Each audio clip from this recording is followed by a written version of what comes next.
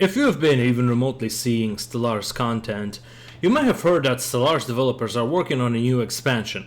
We had Necroid's pack about 4 months ago and it led to some awesome builds, but did not shake the game up so much, which is as intended considering it was just a species pack. This one, on the other hand, I think will be the biggest one yet.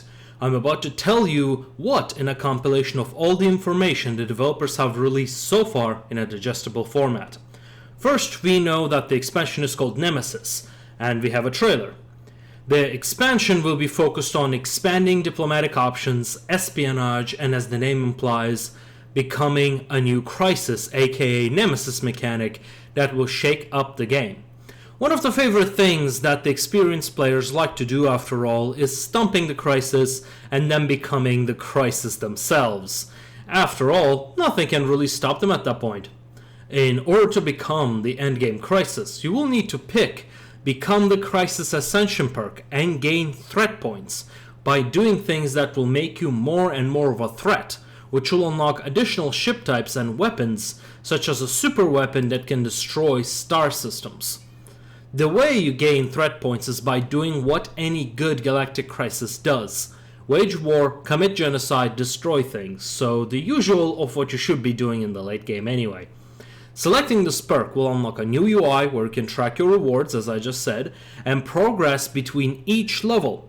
Between those levels, you'll be given a project to complete and will eventually unlock the ability to build Star Eaters, which from its description eat stars for dark matter for you to use to finish a special project called Aetherophasic, I'm pretty sure I'm butchering the pronunciation, engine, which requires tens if not hundreds of thousands of units of dark matter to complete. Which makes sense, considering, dark matter is kind of a late game resource and there wasn't much use outside of ship construction for it. The dev diary says when it is completed, everyone will simply lose. But I think there's much more to it than that, considering the nature of the game thus far, but we can be sure it will be huge when it finishes. I'm guessing something like the reality bomb from Doctor Who, for those who are familiar. That was the most explosive and bombastic part of the expansion, but not even close to my favorite features. There are two important features that we're going to talk about. First one is the population overhaul. As you know, in the current age of empires-like system, population is your main unit of production. The more pops, the bigger the economy. There is little in terms of efficiency or technology that affects that. In a lot of ways, it functions like a medieval age economy, which I find very absurd and inaccurate, even in the 20th century. Because that just implies all technologies are like equal, and that's just a little silly. While these changes do not really address it directly, it's a step in the right direction.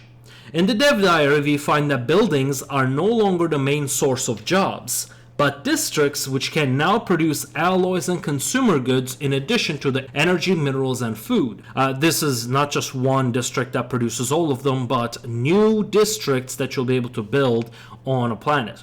The buildings are there to provide modifiers and specializations for the planet, and as a result, all of the planet sizes have went up by 2. The whole concept of the population-based problem is probably a topic of another video that we'll talk about later. I just hope to see that they fundamentally address it in this expansion. Biggest change, in my opinion, is that buildings are no longer tied to population count, which I think will alleviate the problem of population equals economy.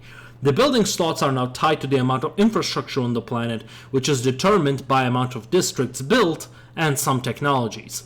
It is also mentioned that Ecumenopoli, Hive Worlds, and Machine Worlds will have their slots unlocked from the get-go, giving them a bit more incentive to be used. Because right now there is kinda not much of a reason to use them, they just don't add much efficiency like they used to.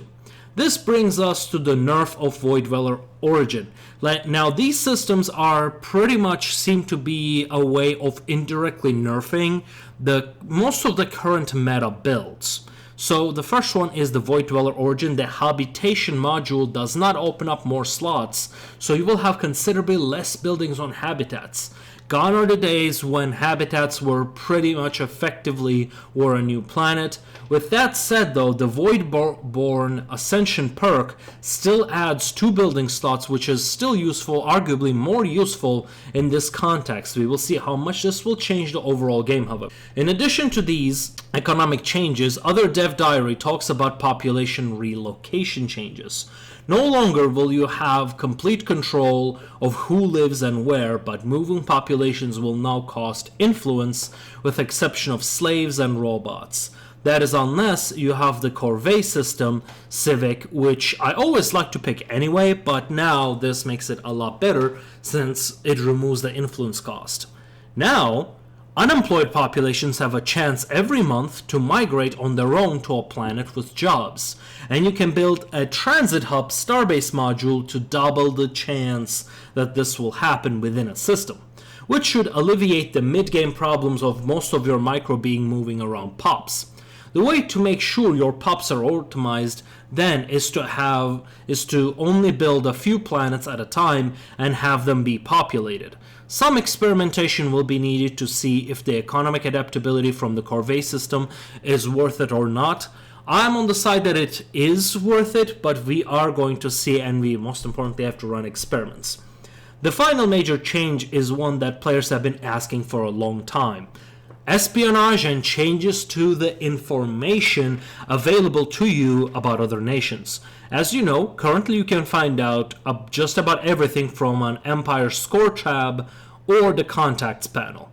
This, while is not a big deal in single player, is a major issue in multiplayer. With this change, when you encounter another Empire, you or they will no longer know where each of your borders lie, but only where the capital system is located. You will not know their economic strength, military or research. What you can do to find out, however, is sending envoys to establish an espionage network. This network will allow you to gain intelligence on the other nation, which is hard to describe. It's like a new resource, but what this will do, you will be able to run some projects and it will give you a snapshot of their power at the time you got it. During this establishment of the network, you will encounter events, which can gain you some assets or cause various issues. After establishing a network, you will be able to run operations to either gain information, improve your network by gaining assets, or just improving network in general. These assets can be various things. They can be disgruntled politicians. It can be a security backdoor, security vulnerability, or other agents. Or you can also pick naturally sabotage or steal resources. These are also the options that are available to you. These are not just energy credits, but are also technology. So you can steal other people's technology or unlock parts of that technology. Speaking of which, your technology and asset level are now accompanied by 2 important stats which determine how fast you can build networks and how much you can slow down your enemies from building these networks. These new stats are encryption and decryption. From my understanding, these are basically attack and defense of espionage. The perk Enigmatic Engineering has been changed to accommodate these, which now gives you encryption and prevents all tech sabotage or technology theft attempts, which to me sounds like a must-have, considering this is something that I believe a lot of people are going to utilize. Among these operations, you will have ways to disable starbases, or maybe even fleets, and even arm pirates to disrupt your enemies without ever going to war. And even better, you can cause provocations to either have them declare war on you, or even better, have a reason to go to war with a third party by painting them as the adversary. Every operation has a chance to fail, and you can reduce that by gaining and using assets. Having a better network, but nothing is ever guaranteed. There will be times that you can pull out. However, the interface is similar to archaeology, so, well, you will need to be reading the text to see if this is the option that you want to go with, or what are the potential consequences of these actions, because not every failure is the same. These are the summary of all the important information pertaining to the gameplay we currently know about the Nemesis expansion. Just a lot of work that is being done, so I'm really looking forward to it. I hope this catches you up, and if you have any questions, feel free to ask in the comments, and I'll see you next time.